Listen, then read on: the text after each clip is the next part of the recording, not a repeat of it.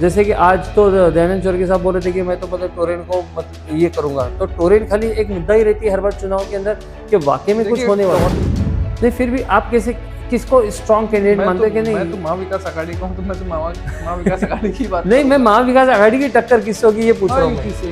भिवंडी की जो जनता है, एक तो मतलब उनको स्ट्रगल बहुत है। एक सुबह से उठ के शाम तक है ना, रोड के गड्ढे जो है, मतलब जो मेन रोड है ना, रोड तो देखो, रोड अभी मेरे हिसाब से रोड तो सेकेंडरी हो गया है। रोड इसके आगे लोगों का विजन जा ही नहीं रहा कि लोगों में जो नाराजगी थी वो पॉजिटिविटी में बदलने का काम कर रहे हैं। अगर WHO को प्रॉपरली यहाँ लाएंगे ना भिवंडी में, तो पूरी सिटी बंद करा सिटी सील लगा देंगे। वो पूरी सिटी सील करनी पड़ेगी जो हिसाब से एयर पोल्यूशन है। हाँ, इंफ्रानेट भिवंडी के नंबर 1 इंटरनेट सर्विस प्रोवाइडर अपने नए कस्टमर्स के लिए लाए हैं फेस्टिव धमाका ऑफर, जहां आपको मात्र 1499 रुपए में मिलेगा 3 महीनों का 60 Mbps का इंटरनेट प्लान, साथ ही 5G राउटर और फाइबर इंस्टॉलेशन बिल्कुल फ्री जब तक सर्विस एक्टिवेट है। खास बात यह है कि इनके पास कोई हिडन चार्जेस नहीं है। इंफ्रानेट जाने जाते हैं अपनी हाई क्वालिटी इंटरनेट स्पीड और प्रीमियम सर्विस के लिए, तो आज ही इंफ्रानेट की सर्विस लगाइए और अपनी जिंदगी में रफ्तार लाइए। भिवंडी के एकमात्र लाइसेंस ISP इंफ्रानेट। हेलो फ्रेंड्स, मैं फिरोज मेमन दवाई में आप सभी का स्वागत है। महाराष्ट्र में चुनावी दंगल शुरू है और इस चुनावी दंगल की जो गर्माहट है, जो गर्मी है, वो भिवंडी से होके गुजरती है। और भिवंडी हम कहेंगे कि ये किसी दंगल से भी कम नहीं है, मतलब दंगल ही क्या बोलेंगे हम, जंगी मैदान से कोई कम नहीं है। और इसमें जो अब जंग हो रही है वो एक तरफ महायुति, एक तरफ महाविकास आघाड़ी। लेकिन अगर हम भिवंडी वेस्ट की बात करें तो भिवंडी वेस्ट में इतने सारे कैंडिडेट, इतने सारे उम्मीदवार एक साथ में आ गए हैं कि लोग कंफ्यूज हो गए हैं कि अब कहाँ जाए। तो इसी कंफ्यूजन के अंदर जो है महाविकास आघाड़ी कांग्रेस के जो कैंडिडेट है दयानंद चौरगे, वो अपना कहीं ना कहीं जो है अपना सिक्का जमाने की कोशिश कर रहे हैं। और इसीलिए आज हमने हमारे साथ में बुलाया है कांग्रेस पार्टी के एक हम कहेंगे सीनियर, तो मतलब काफी यंग है तो सीनियर तो हम नहीं कहेंगे, लेकिन एक जिम्मेदार नेता है, एक गद्दावर नेता है, तला मोमिन साहब, जो कि टिकट के रेस में काफी आगे थे। अगर माइनॉरिटी को टिकट जाता तो शायद तला मोमिन का नाम सबसे आगे था। तो उनसे हम बात करेंगे और जानेंगे कि उनके क्या चुनावी मुद्दे थे और अब उनको टिकट नहीं मिला तो आगे वो किस तरह से जो है रणनीति के ऊपर काम करेंगे। तो तला भाई, आपका बहुत बहुत स्वागत है हमारे चैनल में। Thank you. आप हमारा इन्विटेशन कबूल किया आपने इस क्या बोलते हैं बिजी स्केड्यूल के अंदर, तो उसके लिए थोड़ा सा विशेष स्वागत। ये बताइए कि आपको टिकट क्यों नहीं मिला? वहां से शुरू करते, क्योंकि आप काफी आगे थे, मतलब रेस में थे, और मतलब ऐसा था कि जो आखिरी के 3-4 नाम गए थे उसमें एक आपका था। जी देखिए, क्यों नहीं मिला ये इसमें मैं क्या बोल सकता हूँ कि नहीं जी, मैं कहीं ना कहीं मेरी मेहनत कम रही होगी, अच्छा, इसलिए नहीं मुझे मिला। हाँ, अगले टाइम इससे ज्यादा ताकत से इंशाल्लाह हम कोशिश करेंगे जी, और इंशाल्लाह माइक, जी, इंशाल्लाह अगर कामयाबी मिलेगी तो मतलब आपको कुछ तो अफसोस, कुछ तो नाराजगी होगी टिकट ना मिलने का?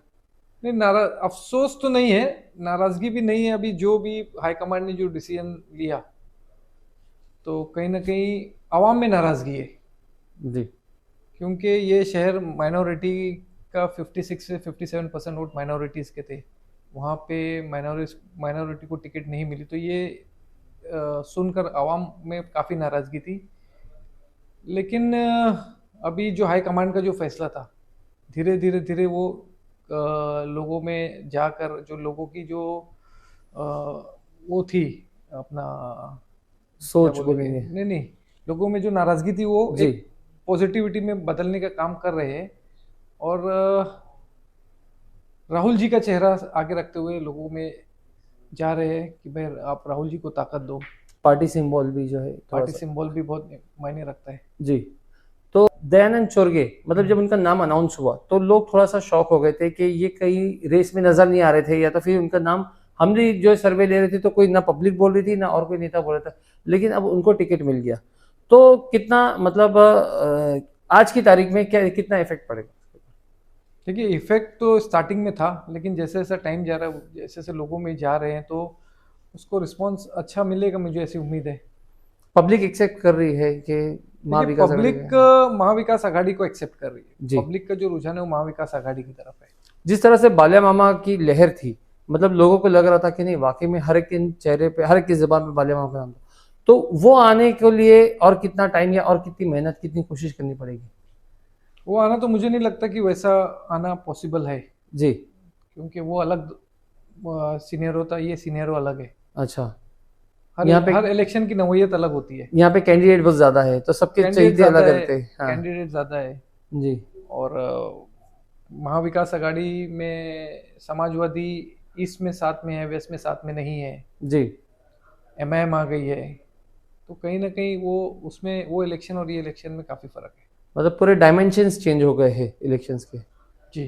तो तब भाई ये पहले बताइए कि आप जब टिकट मांग रहे थे तो आपने कुछ एक विजन सोचा होगा कि अगर मुझे टिकट मिलता है तो मैं इन मुद्दों पे चुनाव लड़ूंगा और जीत के आने के बाद में ये मेरा विजन होगा। तो नहीं, थोड़ा मेरा देखिए, जी। टिकट लेने के पहले भी मेरा विजन एजुकेशन और हेल्थ को लेके ही चल रहा है। जी। और अल्हम्दुलिल्लाह आपको तो सब मालूम है कि एजुकेशन को लेके हम क्या काम कर रहे हैं, क्या नहीं कर रहे हैं। जी। और आगे भी हम एजुकेशन को लेके काम करते रहेंगे। हेल्थ को लेके इंशाल्लाह मेरा प्लान्स है, उसको लेके करते रहेंगे। जी। तो हाँ, अब जैसे कि आगे तो करते रहेंगे, मैं वही बता रहा था, मैं उसी पे आ रहा था कि अब क्योंकि टिकट किसी और के पाले में चला गया है तो क्या आप उनसे इन सारी बातों के अपने विजन शेयर करके उनसे ये काम करवा के लेंगे? हम तो काम करवा के लेंगे, बिल्कुल करवा के लेंगे। जी। तो मतलब उसमें दयानंद चौरगे जी कितने सक्षम हैं? किस मुद्दे पे, यानी किस में? मतलब काम लोगों करवा- के काम करवाने देखिए, अभी में। प्रैक्टिकल उनके साथ तो मेरा एक्सपीरियंस नहीं है अभी तक का, अच्छा। अच्छा। तो उस बारे में फिर देखते हैं, अभी जैसा भी रिजल्ट आएगा उसके बाद वो बारे में सोचेंगे क्या है क्या नहीं। ठीक है। ये एक थोड़ा सा मैं ये जानना चाहूंगा आपसे कि भिवंडी की जनता मतलब सिर्फ कांग्रेस को माइनॉरिटी का वोट देने के लिए ही ये करेगी कि और भी कहीं शिफ्ट हो सकते हैं माइनॉरिटी के वोट्स? मैं समझा नहीं, यानी मतलब कि जैसे कि कांग्रेस हमेशा ये बोलती है कि माइनॉरिटी के वोट्स हमारे हैं करके, जैसे कि अभी आपने भी बोला था कि माइनॉरिटी का शहर है तो माइनॉरिटी के एक कैंडिडेट होना चाहिए। तो जनता जो है वो कांग्रेस को एज ए माइनॉरिटी का देख के ही अपनी पार्टी समझ के वोट करेगी, या फिर जनता का रुझान कहीं और भी जा सकता है, जैसे एमआईएम है, समाजवादी पार्टी है? देखिए, वोट का पोलराइजेशन तो होगा आपस में। जी। अब कौन कितना परसेंट वोट लेता है उसके ऊपर डिपेंड करता है। और मुझे लगता है कि महाविकास आघाड़ी की तरफ लोगों का रुझान ज़्यादा जाने के चांसेस है। अच्छा। तो भाई एक थोड़ा सा ये बताइए कि किन लोगों में टक्कर होगी? जैसे कि अभी एक हमको लग रहा है कि एक तरफ जो है बीजेपी है जो कि सिटिंग एमएलए ये है। अभी बहुत अर्ली काफी स्टेज है, अभी बहुत अर्ली स्टेज है। अच्छा, तो इसमें अभी बता नहीं सकते। बहुत सारे चेंजेस अभी होंगे। हाँ। जो आखिरी 2-3 दिन में जो एक पिक्चर क्लियर होना चालू हो जाएगी। नहीं, फिर भी आप कैसे किसको स्ट्रॉन्ग कैंडिडेट मानते हैं कि नहीं? मैं तो महाविकास आघाड़ी का हूँ, तो मैं तो महाविकास आघाड़ी की बात नहीं, मैं महाविकास आघाड़ी की टक्कर किससे होगी ये पूछ रहा हूँ मैं। युति से। जी। और कोई महाराष्ट्र कैंडिडेट? में यही चल रहा है। हाँ। नहीं, और कोई कैंडिडेट उसके आपको नहीं लग रहा कि नहीं ये भी जो है इसके रेस में आ सकता है, टक्कर दे सकता है करके? अभी तक तो मुझको समझ में नहीं आ रहा क्या है। अच्छा। अच्छा। वेट एंड वॉच वाला हिसाब है। अच्छा। लेट्स सी क्या होता है। जी। एमआईएम की आपको क्या भूमिका नजर आती है इस सारे अभी इसमें? टू अर्ली टू से। अभी मैं सुना कि कल कुछ उनकी सभा वगैरह भी है 2-3 दिन में। हाँ, क्या हाँ, उनकी हाँ। स्ट्रेटेजी क्या है वो अभी कुछ। आपका क्या कहना है? समाजवादी पार्टी जो एक तरफ महाविकास आघाड़ी का चोला पहना हुआ है और दूसरी तरफ जो आपके सामने इलेक्शन देखिए, लड़ने के अलायंस लिए का पालन तो होना चाहिए। अलायंस का जो वो है धर्म, उसका वो करने चाहिए, उनको जी। एक्सेप्ट करने चाहिए और उसको अलायंस के साथ में रहने चाहिए।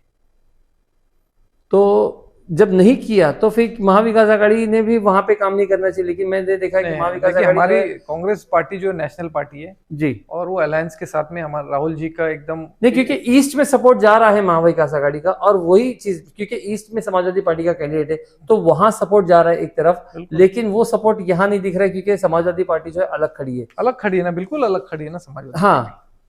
तो मैं वही बोल रहा, तो फिर वहां पे सपोर्ट क्यों जा रहा है आप लोगों का? नहीं, हम तो वही तो बोल रहा हूँ मैं कि कांग्रेस नेशनल पार्टी है और अलायंस को हम अलायंस के साथ में ही है। समाजवादी पार्टी हमारे मतलब आप अपने हिस्से की ईमानदारी निभा रहे हो? बिल्कुल। आप अपने हिस्से की क्योंकि ईमानदारी निभा रहे हैं, हमारी- सामने वाले नहीं Yes, निभा yes, रहे। yes। अच्छा। तो इसमें सामने वाले की भी कुछ मजबूरी होगी निभाने की? मजबूरी क्या है? अलायंस अलायंस है, जी। उसमें मजबूरी की क्या बात है?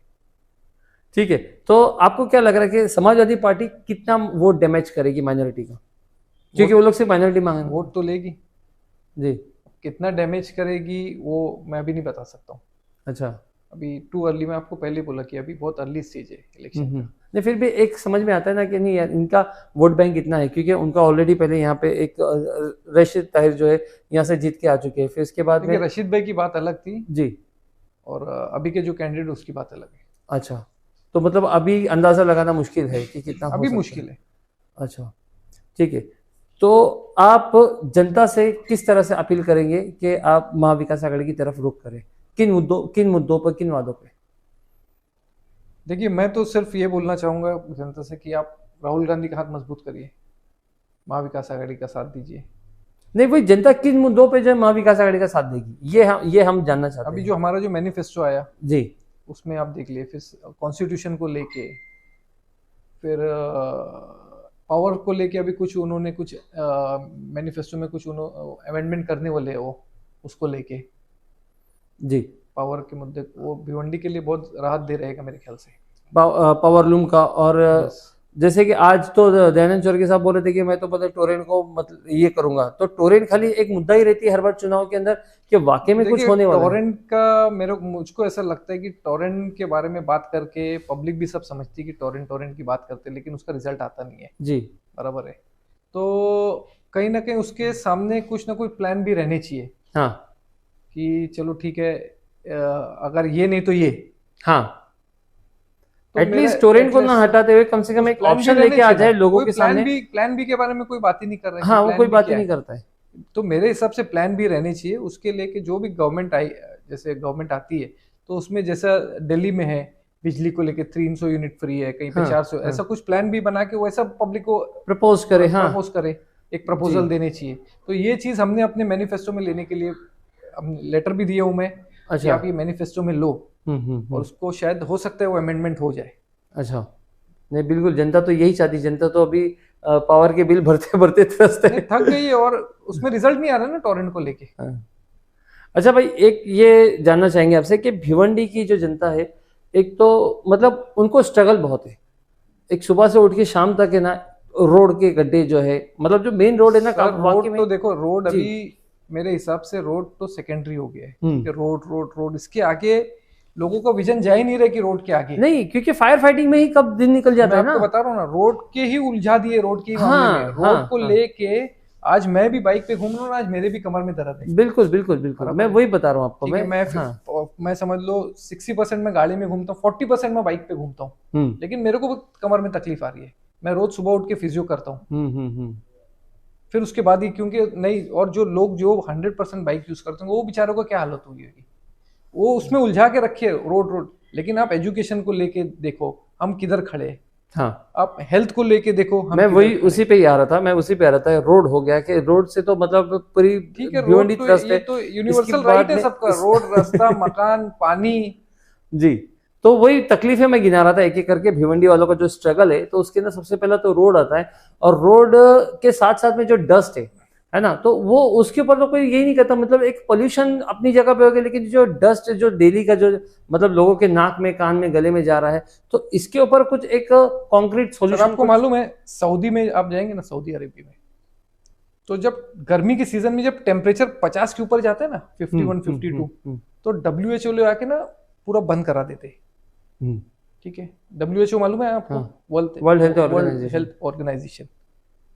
अगर WHO को प्रॉपरली यहाँ लाएंगे ना भिवंडी में, तो पूरी सिटी बंद करा, सिटी सील लगा देंगे। वो पूरी सिटी सील करनी पड़ेगी। जो हिसाब से एयर पोल्यूशन है, हाँ, डस्ट पोल्यूशन है, नॉइस पोल्यूशन है, बिल्कुल, खड्डे का तो छोड़ ही दो, तो 100% WHO पूरे सिटी में सील लगा देगा कि इंसान की रहने की जगह है ही नहीं। तो इसके लिए तो कुछ ना कुछ एक क्या बोलते स्टेप लेना, मतलब एक प्रोग्रेसिव स्टेप उठाना चाहिए। तो ये इनिशिएटिव कौन लेगा? इनिशिएटिव किस? ऑल पार्टी को, सबको, ये भिवंडी के हित में ऑल पार्टी को आके पॉलिटिक्स को साइड में रख के भिवंडी के जो फ्यूचर है, जो बच्चे हैं, उनके लिए एक कॉमन एजेंडा बना के उसके ऊपर फाइट करनी चाहिए, और ये जल्द से जल्द सॉल्व होना चाहिए।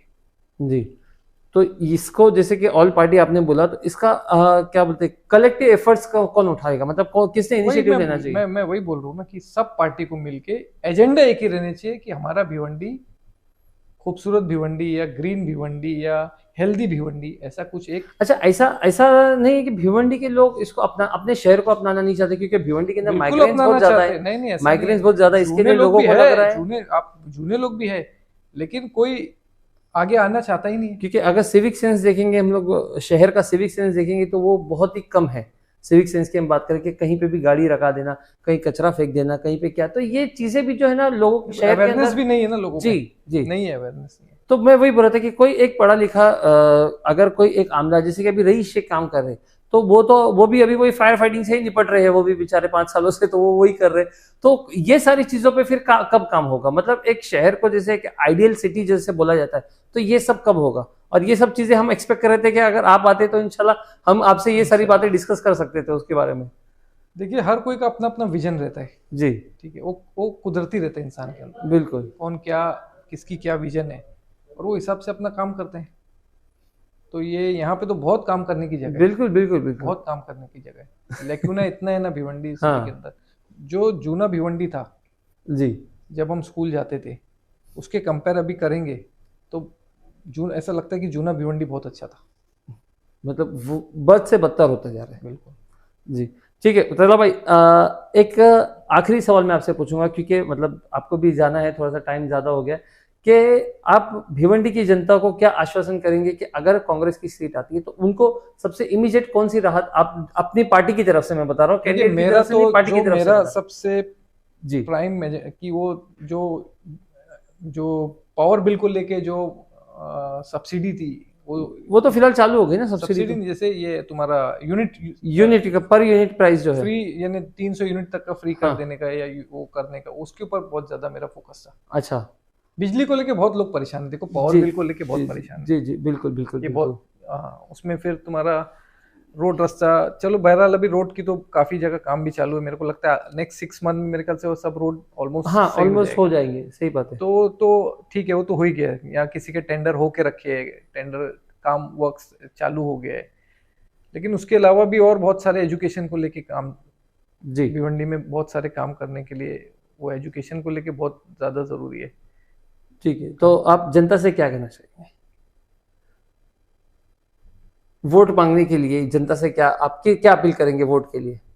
वोट के लिए तो मैं बोल रहा हूँ, महाविकास आघाड़ी का कैंडिडेट हूँ, मैं तो बोलूंगा कि आप महाविकास आघाड़ी को वोट दीजिए जी, और राहुल गांधी का हाथ मजबूत किए।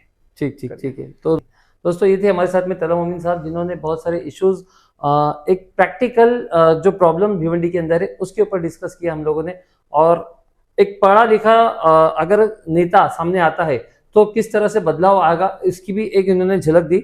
अभी नहीं तो इंशाल्लाह अगली बार, लेकिन तला मोमिन साहब जो है, हम चाहते हैं कि उनको असेंबली में देखें, उनको हम कैबिनेट में देखें, और इंशाल्लाह ये दिन जरूर आएगा। दोस्तों, हमारे साथ ऐसे ही बने रहे, हम आपको और भी इस तरह की चुनावी चर्चा आपके सामने लाते रहेंगे।